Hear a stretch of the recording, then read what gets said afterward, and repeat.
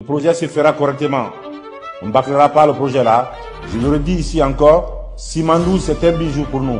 On va parler du projet majeur, qui est le projet Simandou, une mine de fer à ciel ouvert dans le sud-est de la Guinée, dans une chaîne de montagnes. Capacité potentielle 100 millions de tonnes par an, c'est ça? Chaque tonne de minerai extrait est une brique dans la construction de notre avenir. Chaque kilomètre de rail posé est un pas de plus vers notre destinée. Et regardez, il suffit d'aller sur le bord de cette route pour voir du fer, du minerai de fer en haute teneur. Le mont Simandou, pour avoir une idée précise, voilà. Alors, c'est des réserves estimées à 8 milliards de tonnes de minerai de fer. On parle de dizaines de milliers d'emplois qui seront créés. Le fer, ce projet, quand il sera lancé, permettra à la Guinée de diversifier son économie. Chaque emploi créé est une lumière d'espoir pour chaque famille guinéenne.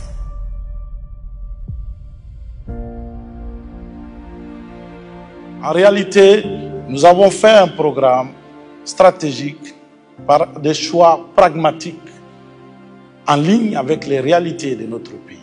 Notre premier objectif, c'est d'abord de s'occuper du ventre des gens, avec l'agriculture, l'industrie alimentaire et le commerce. Ensuite, on s'occupera de la tête des gens, avec l'éducation et la culture. Ensuite, on s'occupera de leur mode de vie, à travers les infrastructures, les transports et les technologies. Mais bien évidemment, on s'occupera de leur poche également, avec l'économie et la finance et l'assurance. Et tout ça pour le bien-être et la santé de notre population. C'est ça la vision du chef de l'État, à travers le programme Simandou 2040. Ça aurait pu s'appeler Kassa 2040, ça aurait pu s'appeler Kakuluma 2040 ou Nimba 2040. Les Ivoiriens, à l'époque, dans les années 2000, ils avaient un programme de développement qui s'appelait l'éléphant d'Afrique. Le Sénégal, ils ont eu Sénégal émergent, ils vont de créer Sénégal 2050. Et Simandou 2040, ça permet de maintenir la dynamique qui est du succès de la réalisation du projet Simandou à travers le co-développement qui a été initié par le président de la République. Sans le président de la République, ce projet, tel qu'il est configuré et structuré aujourd'hui, n'allait jamais se faire. L'État reste convaincu que le Transguinéen, qui était un rêve des pères fondateurs de la Guinée et l'ensemble de nos peuples, devient enfin une réalité. 20% des revenus qui seront issus de l'exploitation des infrastructures du projet Simandou seront utilisés pour financer des bourses pour les meilleurs étudiants guinéens, pour qu'ils aillent étudier dans les meilleures universités à l'étranger. 5% des revenus qui seront issus de l'exploitation minière vont être utilisés pour renforcer le système éducatif en Guinée. Pour nous, l'élément le plus important, c'est aussi mettre l'humain au centre, le capital humain, parce que nous savons que les défis du futur sont surtout la formation du cadre guinéen qui va implémenter le programme pour les 15 prochaines années et peut-être à peine 25 ans après, qui sera brillant diplômé de Harvard ou de MIT et qui reviendra en Guinée pour travailler dans la compagnie des Transguinéens. Et comment fabriquer ce Guinéen-là dès aujourd'hui, par quelle méthode?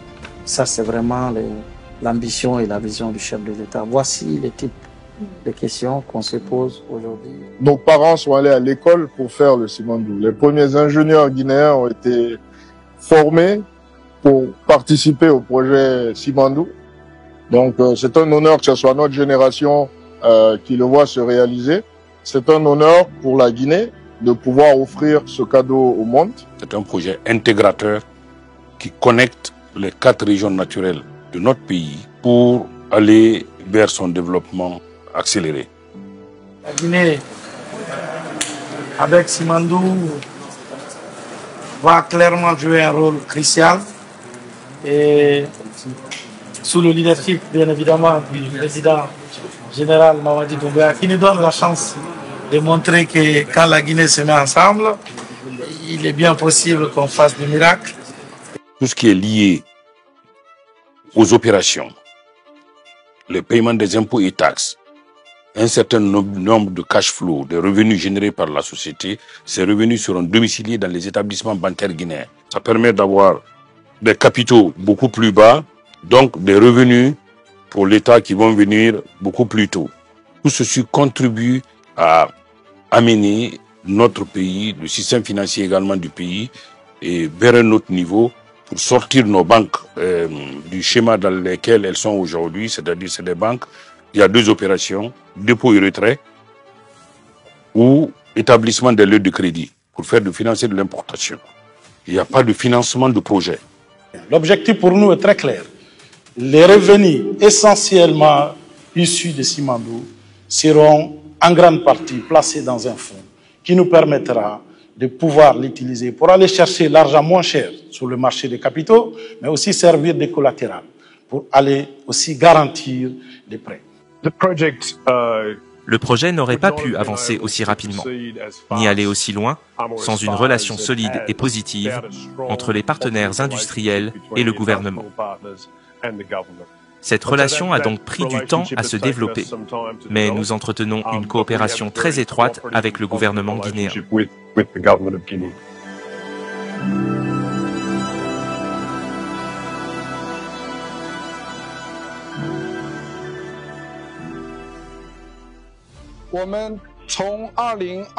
Depuis mars 2020, nous avons établi des contacts avec les autorités guinéennes. Au cours des 3 dernières années, dans le cadre de l'avancement du projet Simandou, nous avons développé une relation constructive. À ma connaissance, la partie guinéenne a effectué 2 visites très importantes en Chine. La première remonte à janvier 2023, lorsque la délégation présidentielle guinéenne a effectué sa première visite au siège de Baowu à Shanghai pour discuter en détail du plan de développement du projet Simandou. La seconde a eu lieu en septembre 2024, lorsque son Excellence Monsieur le Président Mamadi Doumbouya lui-même a dirigé une délégation à Pékin pour participer au Forum sur la coopération sino-africaine FOCAC, une visite qui s'est soldée par un immense succès, injectant de la confiance et de la détermination dans notre coopération sur le projet. Simandou contribuera à la décarbonisation de l'économie mondiale à travers la qualité exceptionnelle du minerai de fer, qui permettra certainement à des hauts fourneaux qui transforment aujourd'hui des minerais de qualité inférieure à baisser leur consommation, minimiser les impacts écologiques de l'exploitation minière, comme la déforestation et la pollution des rivières. Tous les piliers qui ont été identifiés au sein du programme Simandou auront une composante environnementale. Donc, lorsqu'on parle des infrastructures, par exemple, il s'agit de construire des infrastructures qui sont durables, qui sont résilientes. Ça prend en compte l'équilibre entre le développement économique, mais également la préservation de notre environnement, de nos écosystèmes et la protection des communautés. C'est un des projets les plus ambitieux d'Afrique. Parce que c'est une ressource très importante, c'est le plus grand, au fond, gisement de fer de haute teneur dans le monde. Mais on est en train de le mobiliser pour en faire l'instrument préféré pour structurer une économie guinéenne très ambitieuse, avec une croissance forte. Et la Guinée, et c'est important pour tous les citoyens de l'Afrique de l'Ouest de bien le comprendre, elle a des atouts uniques, mais qui sont pas simplement j'ai du fer, j'ai de la bauxite, j'ai des diamants, j'ai de l'or, mais si j'ai une volonté politique, j'ai une ambition, j'ai des talents. La Guinée est assez impressionnante en termes de bons indicateurs, en termes de déficit très modéré ou d'excédent commercial ou de monnaie qui se tient bien, qui se tient ferme. Et donc ça, ce sont des atouts très importants. Donc aux experts de développement qui étaient réunis, on a pu, au fond, tous ensemble, se dire la Guinée est en Afrique un des pays qui peut aller le plus vite. Le pays-là, Kirouane, traverser Kissidougou, Farana, Mamou en Moyenne-Guinée, Kindia en Basse-Guinée et aller vers l'océan. C'est un chemin de fer d'environ 650 km. Le projet intégré Simandou, qui englobe les mines, les infrastructures multi-utilisateurs et multi-usagers, dédiés pour le transport de minerais de fer, bien évidemment, mais également pour le transport de marchandises et de passagers. Au cœur de cette ambition se trouve le projet Simandou. We had a very good meeting with His Excellency and we discussed areas. Il a échangé avec le chef de l'État. Aussi la nécessité pour lui en tant qu'investisseur de pouvoir s'insérer dans le plan national de développement économique et social qui a été élaboré par le chef de l'État, Simandou 2040, pour pouvoir contribuer à l'essor économique de la Guinée. Donc il a reçu des orientations et il a pris des engagements auprès du chef de l'État pour s'investir en Guinée, pour s'implémenter en Guinée dans le cadre de Simandou 2040. Continue to interact and see which areas will help in terms of making sure that the aspiration of His Excellency and also the government of Guinea. Aujourd'hui, la Guinée revêt un potentiel considérable qui peut multiplier par 2, voire 3, voire 4. C'est son potentiel de développement dans les 5-10 prochaines années. Depuis le 25 mars 2022, nous avons signé un accord cadre qui nous a permis de créer la compagnie du Transguinéen. Un des enjeux et les défis stratégiques pour nous, c'est surtout comment garantir l'impact sur nos populations, sur nos concitoyens. Le projet Simandou, c'est un projet à 4 composants. Il est important de le rappeler. Nous avons certes les mines, il y a le port, il y a les rails, mais il y a également l'acierie pour la transformation locale sur place. Je pense qu'on n'a jamais été aussi près de la concrétisation de ce projet. Après la signature de pacte d'actionnaires, nous allons commencer le vrai co-développement du projet Simandou. Je vous remercie et vous encourage en vous disant vous aurez ma bénédiction pour vous accompagner dans ces projets-là. Mais sachez quand même que on aura l'œil sur vous. Et pour nous, ce projet se fera correctement. On ne bâclera pas le projet-là. Je le redis ici encore, Simandou, c'est un bijou pour nous. Et puis, on ne bradera pas Simandou. Simandou, ça va se faire comme on l'a dit dans le contrat. Si ce n'est pas fait, je reprendrai Simandou. Comment éviter que le Simandou ne soit la malédiction des ressources naturelles que les économistes appellent communément le syndrome hollandais. Je pense que c'est là le chantier le plus important pour l'histoire économique de notre pays, le développement socio-économique de notre pays. C'est pourquoi le chef de l'État, le général Mamadi Doumbouya, a initié l'élaboration d'un programme de développement socio-économique, durable et responsable. Les 2 mots sont extrêmement importants pour nous. La durabilité et la responsabilité pour les 15 prochaines années, dénommé Simandou 2040. Mais n'est-ce pas l'obligation des politiques, des dirigeants, de se décider à un moment donné de dire « Ok, nous n'avons pas la technologie, mais arrêtez de nous prendre pour des idiots. » De renégocier pour que ceci soit exploité ici et que cela bénéficie aux populations. Autant d'incongruités qui ont amené le président Mamadi Doumbouya à imposer une renégociation, à pousser tout le monde à se retrouver autour d'une table pour mettre de l'ordre dans ce grand bazar qui prive les Guinéens de leur richesse. J'ai créé un comité stratégique placé sous mon autorité et chargé de la mise en œuvre de l'accord cadre. La création de la co-entreprise dans un délai de 14 jours conformément au statut de la co-entreprise qui vous a été transmis et qui est en ligne avec ma vision de l'accord cadre Simandou. Et avec les partenaires industriels, on a achevé le closing après 2 années de lourds et intenses travaux. Et c'était sous la vision et même les orientations du chef de l'État que ce travail a été rendu possible.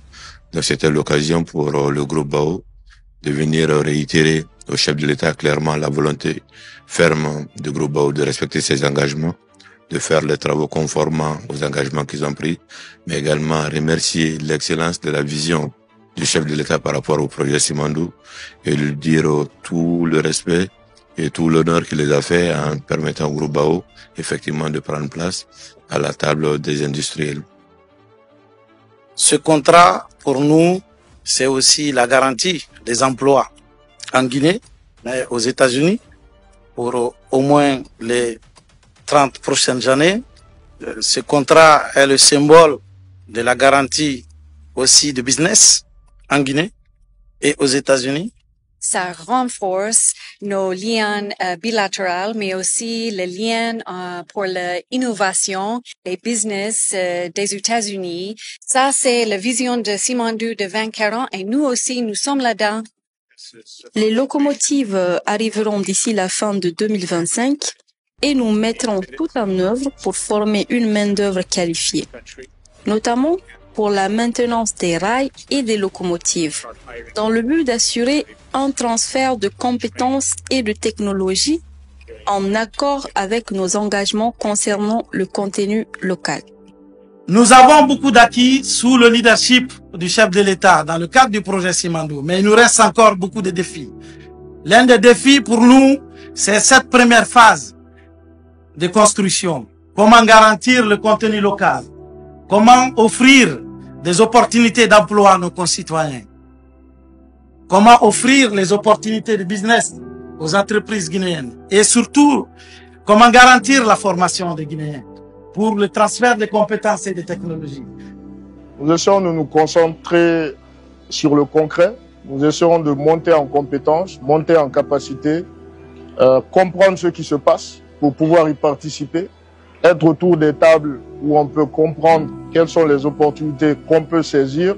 Je pense que si plus de Guinéens s'intéressaient aux choses concrètes pour pouvoir participer, nous avons aujourd'hui des jeunes qui viennent du monde entier qui participent à ce projet. Je souhaite voir plus de Guinéens participer à ce projet pour pouvoir garder le plus de la valeur créée en Guinée pour les Guinéens. Il reste encore beaucoup de défis. Je sais que beaucoup n'aiment pas cette phrase au sein du comité. On doit se limiter à la satisfaction. Mais il faut savoir que vraiment, nous sommes aujourd'hui en train de se positionner comme l'un des leaders clés du marché du minerai de fer et qu'elle ne se fera pas sans le capital humain au centre. Et il faut que les Guinéens acceptent de se former. Il faut que le Guinéen accepte de se mettre ensemble, de se donner la main. En réalité, même si ça ne va pas toujours plaire aux politiques, qui pour certains y verraient une promotion pour les autorités en place, les politiques, naturellement, sont pressés de voir partir ces militaires, de mettre un terme à cette transition pour reprendre leurs activités. On doit reconnaître que les résultats obtenus sont remarquables et devraient amener à réfléchir à la fois sur l'intellectualisme africain, mais également sur les modèles de gouvernance dans nos nations subsahariennes. Je ne suis pas certain qu'un gouvernement de civils aurait obtenu les avancées connues, au moins dans le domaine de cette mine du Simandou.